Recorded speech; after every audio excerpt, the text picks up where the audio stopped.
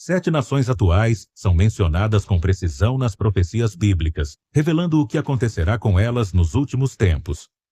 Então, vejamos quais são essas 7 nações. Número 1. Israel.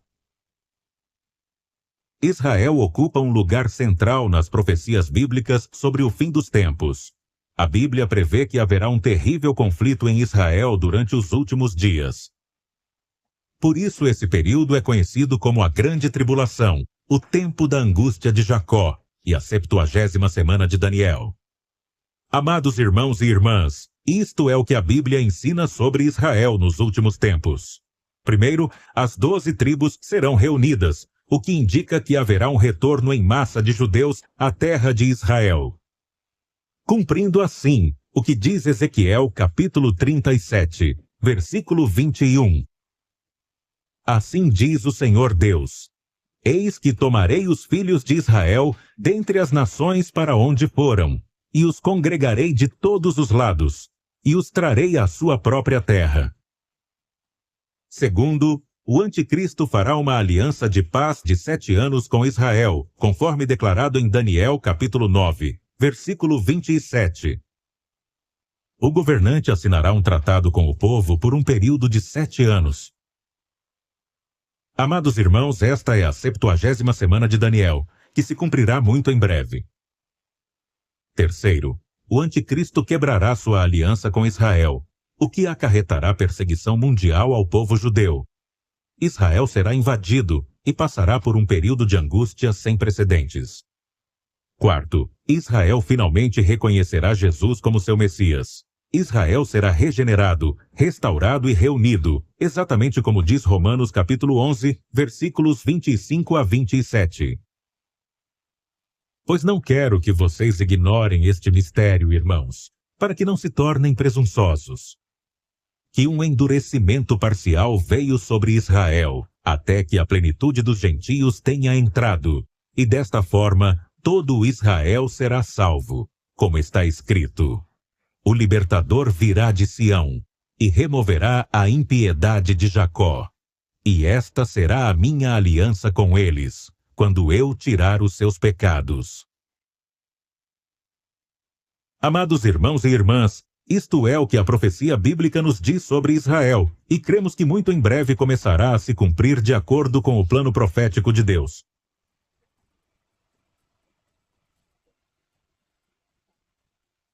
Número 2. Gaza, cidade da Palestina.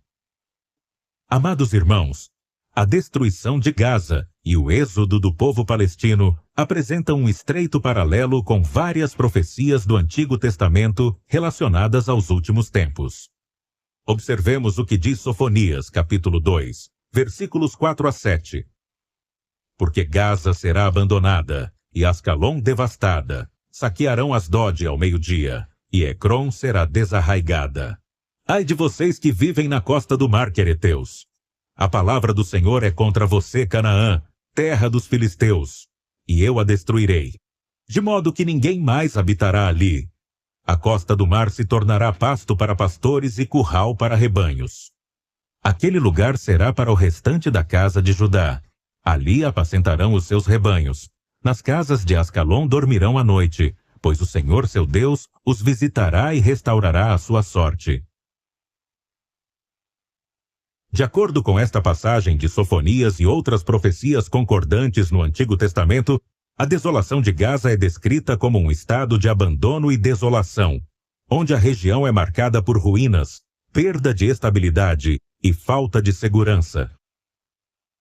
A passagem apresenta um cenário em que a costa filisteia é devastada e, eventualmente, se torna um local de pastoreio e posse para o remanescente da casa de Judá. Amados irmãos e irmãs, os paralelos entre as profecias bíblicas sobre Gaza e os eventos atuais são impressionantes, embora seja essencial abordar essas comparações com cautela. As profecias bíblicas frequentemente apresentam diferentes níveis de cumprimento. Algumas tiveram um cumprimento histórico na antiguidade, enquanto outras podem ser projetadas para eventos mais amplos relacionados ao fim dos tempos. Hoje, Gaza enfrenta uma destruição massiva, com grande parte de sua infraestrutura em ruínas. Essa devastação se assemelha à profecia de Sofonias de que Gaza seria abandonada. No entanto, devemos dizer isso com cautela. Essa profecia ainda não se cumpriu completamente, embora os eventos atuais pareçam estar se aproximando do cenário anunciado pelas Escrituras de uma maneira impressionante.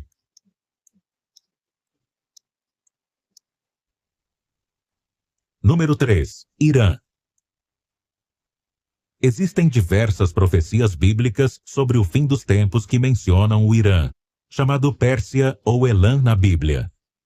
Essas profecias mostram que o Irã tem um papel importante a desempenhar nos últimos tempos. Mas primeiro, devemos considerar brevemente sua história em relação à Bíblia.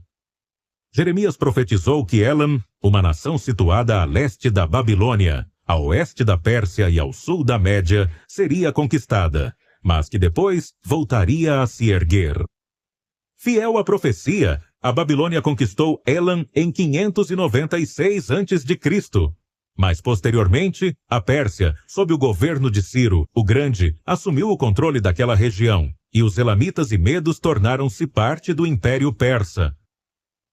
Então, o Império Medo-Persa ascendeu ao poder e conquistou a Babilônia em 539 a.C., cumprindo a profecia de Isaías, capítulo 21, versículo 2.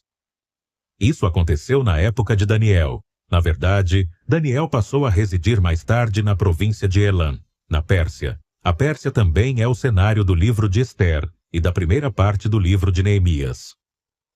As conquistas de Alexandre, o Grande, puseram fim à Pérsia como potência mundial, cumprindo a profecia do capítulo 8 de Daniel. Nos séculos seguintes, a Pérsia foi governada pelos Seleucidas, pelos Partos, pelos Sassânidas, pelos Romanos, pelos Bizantinos e, finalmente, em 636 d.C., pelos muçulmanos. Mais tarde, em 1501, foi fundado o Estado do Irã.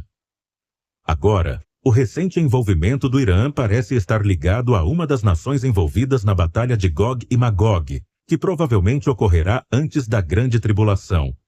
Ezequiel capítulo 38, versículo 5, menciona especificamente a Pérsia como aliada de Magog/Rússia.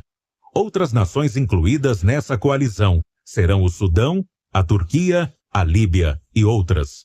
Esse vasto exército avançará contra Israel, que naquele momento será um povo que vive em segurança. Mas o desfecho dessa invasão já foi profetizado. Deus intervirá sobrenaturalmente, e a coalizão de Gog será completamente destruída.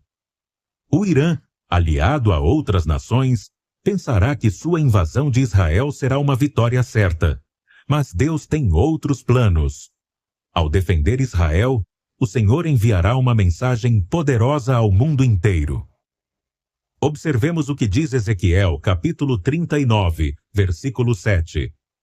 Farei conhecido o meu santo nome no meio do meu povo Israel, e nunca mais permitirei que o meu santo nome seja profanado. E as nações saberão que eu sou o Senhor, o Santo de Israel. Amados irmãos e irmãs, eis o que a profecia bíblica revela sobre o futuro do Irã: julgamento e destruição sobre seus exércitos. Contudo, há também uma profecia gloriosa para essa nação. Jeremias capítulo 49, versículos 38 e 39 diz: E colocarei o meu trono em Elam, e destruirei o seu rei e o seu príncipe, diz o Senhor. Mas nos últimos dias farei voltar os cativos de Elam, diz o Senhor.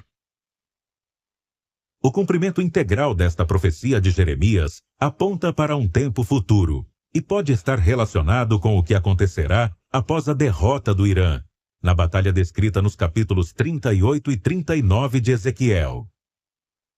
Amados irmãos e irmãs, Deus tratará com o Irã.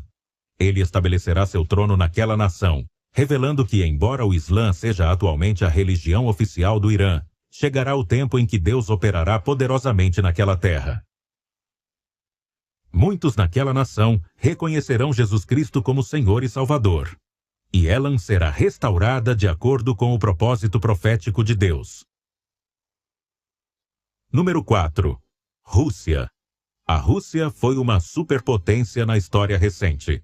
Durante a segunda metade do século XX, a Rússia e os Estados Unidos foram as principais potências nucleares da Guerra Fria. Outras nações menos poderosas aliaram-se a esses dois países para formar blocos de nações e acentuar a antiga divisão leste-oeste. Hoje, a Rússia continua a dominar várias nações vizinhas. A Rússia é membro do Conselho de Segurança das Nações Unidas e exerce considerável influência internacional graças aos seus poderosos aliados em todo o mundo. Mesmo com sua confederação reduzida, a Rússia permanece uma nação poderosa e populosa, exercendo significativa influência política global. Devido a essa influência, a Rússia é claramente um ator fundamental no cenário político internacional. Diante disso, surge a questão: qual será a influência da Rússia nos assuntos mundiais no futuro? O que a Bíblia diz sobre a Rússia? Há aproximadamente 2.500 anos, Ezequiel previu eventos específicos que ocorreriam no futuro da Rússia. O capítulo 38 de Ezequiel começa com uma longa lista de nações que atacariam Israel. Nenhuma dessas nações se chama Rússia. Esse nome não aparece em nenhum lugar da Bíblia. No entanto, a referência a Rosh no versículo 2 é entendida por alguns intérpretes como uma possível alusão profética à Rússia. Observemos o que diz Ezequiel, capítulo 38, versículos 1 e 2. A palavra do Senhor veio a mim, dizendo: Filho do homem, volte o seu rosto contra Gog, da terra de Magog, príncipe de Ros, Meseque e Tubal, e profetize contra ele. Isso pode ser determinado linguisticamente e geograficamente. A Bíblia descreve Rosh como uma região localizada muito ao norte de Israel, que era o ponto de referência para o público original de Ezequiel. Agora bem, um dos nomes que aparecem na lista de Ezequiel, Gog, é o de um líder nacional. Assim, Gog é o príncipe de Rosh, ou seja, segundo essa interpretação, o líder da Rússia. Outra palavra que precisamos entender é Magog. Essa palavra aparece na Bíblia, e Ezequiel a apresenta no contexto de uma aliança de nações. Se analisarmos a sua história, veremos que Magog é interpretada por alguns estudiosos como uma região que circundava a Rússia e abrangia vários lugares com nomes diferentes. Na Bíblia de estudo do teólogo David Jeremiah, menciona-se que essas nações são chamadas de nações Stan: Cazaquistão, Quirguistão, Uzbequistão, Turcomenistão, Tadjiquistão e talvez até mesmo o Afeganistão. Várias dessas nações faziam parte da União Soviética. Recentemente, o livro de Ezequiel profetizou que o rei da Rússia unirá essa aliança com muitas outras nações. Agora, antes que a Rússia ataque Israel, 3 condições precisam ser atendidas. Compreender essas condições nos ajuda a prever quando o ataque ocorrerá. Primeiro, Israel precisa estar presente em sua terra. Por mais de 2.000 anos, o povo judeu esteve disperso pelo mundo, vivendo entre os gentios, porque não havia uma nação judaica estabelecida em seu território. Em 1948, isso mudou. A nação de Israel renasceu e muitos judeus retornaram à sua terra natal. Assim, o primeiro requisito para a invasão da Rússia já havia sido cumprido. Israel ocupava seu território. Segundo, Israel não deve apenas estar presente em sua terra, mas também prosperar nela. Ezequiel profetizou que, quando o povo judeu retornasse à sua pátria, Deus os abençoaria, além de tudo o que já haviam conhecido em sua história. Ezequiel, capítulo 36, versículo 11, descreve a prosperidade de Israel desta forma: Multiplicarei homens e animais sobre vocês, e eles serão numerosos e se multiplicarão, e farei com que vocês habitem como antes, e lhes concederei mais benefícios do que no início, e vocês saberão que eu sou o Senhor. O cumprimento moderno dessa profecia é evidente na próspera economia de Israel, que foi classificada como a terceira mais inovadora do mundo, atrás da Finlândia e da Suíça, e logo à frente do Japão e dos Estados Unidos. O Israel moderno é um centro de inovação e empreendedorismo, o que significa que o segundo requisito para a invasão russa foi atendido. Terceiro, Israel precisa viver em paz em seu próprio território. Se você visitar Israel hoje, verá pessoas carregando armas por toda parte. Elas estão sempre em estado de alerta máximo porque sabem que podem ser atacadas por seus vizinhos a qualquer momento. Ezequiel, capítulo 38, versículo 11, descreve um Israel muito diferente. Gog avançará contra uma terra de aldeias sem muros. Gog irá contra um povo pacífico que vive em segurança, todos eles sem muros, sem portões nem trancas. Quando a Rússia atacar Israel, a nação ficará em um estado de aparente segurança e vulnerabilidade. Isso é difícil de imaginar hoje em dia.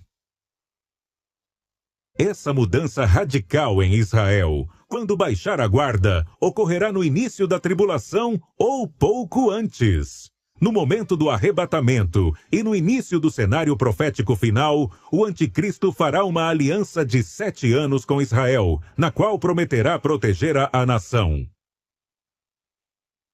Israel se tornará dependente do anticristo, baixará a guarda e dedicará grande parte de sua energia ao aumento de sua riqueza. A nação ficará vulnerável à coalizão do norte. Amados irmãos e irmãs, não sabemos quando Israel fará esse pacto com o anticristo, porque não sabemos quando ocorrerá o arrebatamento. Contudo, podemos ter certeza de que esse exército atacará Israel quando a nação estiver presente, próspera e vivendo em aparente paz em seu território. Uma invasão do norte de Israel não parece iminente, embora possa estar mais próxima do que imaginamos. Do ponto de vista humano, Israel não conseguirá superar esse ataque sozinho. A única esperança da nação será a intervenção divina. A Rússia e seus aliados pensarão que têm uma vitória certa, mas não levarão em conta que o Deus de Israel se levantará para defender seu povo e santificar seu nome perante todas as nações. Número 5. Turquia. Na profecia bíblica, o território da atual Turquia, historicamente conhecido como Ásia Menor e Anatólia, desempenha um papel fundamental. É identificada como o cenário das 7 igrejas do Apocalipse, o local de origem das civilizações e de eventos-chave do Antigo Testamento, e como uma possível aliada na futura invasão de Gog e Magog, descrita nos capítulos 38 e 39 de Ezequiel. Na lista de nações que se aliarão contra Israel, descrita em Ezequiel capítulo 38, versículos 1 a 6, temos Magog, Meseque e Tubal, identificados com a Rússia, Pérsia com o Irã, Cuxi com a Etiópia, Put com a Líbia, Gomer com a Turquia, e a casa de Togarma, que inclui a Turquia, a Armênia e os povos de língua turca da Ásia Menor. Segundo Deus, a Rússia mobilizará uma coalizão que incluirá essas nações nos últimos dias. Não é surpreendente ver essas nações alinhadas contra Israel hoje. Afinal, um número significativo de radicais islâmicos reside em cada um desses países. No entanto, enquanto a Rússia, o Irã e a Líbia têm um histórico recente de antagonismo com o Ocidente e, em particular, com Israel, a moderna nação da Turquia não o tem. A Turquia é membro da OTAN, candidata à União Europeia e considerada por muitos a democracia islâmica de maior sucesso. A relação histórica da Turquia com Israel tem sido de amizade e cooperação. Portanto, a história recente não oferece razões claras para a Turquia atacar Israel. Consequentemente, o envolvimento da Turquia na invasão de Gog e Magog intrigou os estudiosos de profecias até alguns anos atrás, já que não parecia provável que ela se juntasse à coalizão. No entanto, as manchetes atuais indicam um aumento acentuado no atrito entre a Turquia e seu suposto aliado, Israel. À medida que o radicalismo islâmico ganhou força política nos últimos anos, a Turquia tornou-se mais anti-ocidental em sua política externa. Esse desprezo compartilhado por Israel por parte da liderança islâmica linha dura pode ser o fator que levará a Turquia a se juntar à aliança de Gog e Magog. Número 6. Síria. Uma das profecias mais impactantes e específicas sobre a Síria encontra-se no capítulo 17 do livro de Isaías. Este capítulo começa com uma declaração que ainda não se cumpriu completamente. O versículo 1 diz: Profecia a respeito de Damasco. Eis que Damasco deixará de ser cidade e se tornará um monte de ruínas. O versículo 3 do mesmo capítulo continua: Todo o reino da Síria deixará de existir, assim como a cidade de Damasco. Damasco, a capital da Síria, é uma das cidades habitadas mais antigas do mundo e, segundo profecias, está destinada à destruição total. Ao longo de sua história, a cidade testemunhou guerras e destruição, mas nunca foi reduzida a ruínas como Isaías prevê. Embora não saibamos quando isso acontecerá, os eventos atuais sugerem que sua concretização pode estar mais próxima do que imaginamos. O texto também revela que essa profecia ocorrerá perto da chegada do Messias, pois o versículo 7 declara: Naquele dia, o homem olhará para o seu Criador, e os seus olhos contemplarão o Santo de Israel. Além disso, os versículos 9 e 10 advertem: Naquele dia, haverá desolação, porque vocês se esqueceram do Deus da sua salvação. Se essa interpretação estiver correta, como parece evidente no texto, Damasco será destruída durante ou pouco antes da grande tribulação, quando as nações instigadas pelo anticristo perseguirão Israel e os judeus. Agora, embora as profecias sobre a Síria frequentemente enfatizem o julgamento e a destruição, a Bíblia também oferece esperança para o futuro dessa nação. O capítulo 19 de Isaías apresenta uma mensagem de julgamento, seguida de cura e restauração, mostrando que, após o julgamento divino, haverá um tempo de bênção e reconciliação para o povo sírio. Número 7. Egito. Ao contrário de outras nações cujo destino profético se concentra puramente no julgamento militar, o papel do Egito nos últimos tempos é marcado por uma profunda transformação, passando do caos absoluto à redenção. Esse processo é descrito diretamente no capítulo 19 do livro de Isaías. Os textos sagrados revelam que nos últimos dias, essa antiga e poderosa nação passará por uma crise sem precedentes. Caracterizada por graves conflitos internos, uma guerra civil descrita literalmente como egípcios contra egípcios, e pelo colapso total de sua economia devido à seca do rio Nilo, a artéria vital de sua subsistência. Essa devastação natural e social é agravada por um cenário de extrema opressão política, pois a profecia indica que a nação será entregue a um governante cruel. Isso está de acordo com outras visões escatológicas, como as de Daniel, que descrevem o Egito sendo invadido, humilhado e saqueado pela força militar do anticristo, também chamado de Rei do Norte. Contudo, o clímax da profecia revela uma reviravolta extraordinária e singular na geopolítica bíblica.